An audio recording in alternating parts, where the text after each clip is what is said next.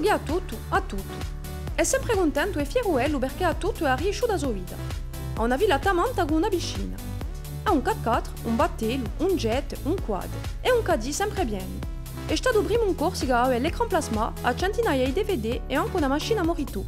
È sempre ficato in boîte e non paga mai l'entrata. L'inverno è sempre bronzato perché va in Thailandia, in Disneyland, in Bali, in Miami e a Uski.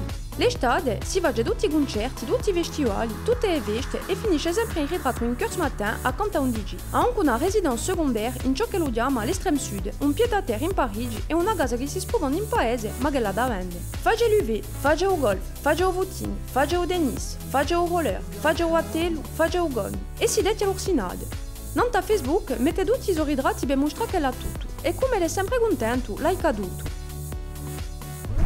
Quello che ha tutto e conosce a tutti, ma di a Corsica non conosce nulla. E in vero s'annoia come un topo morto.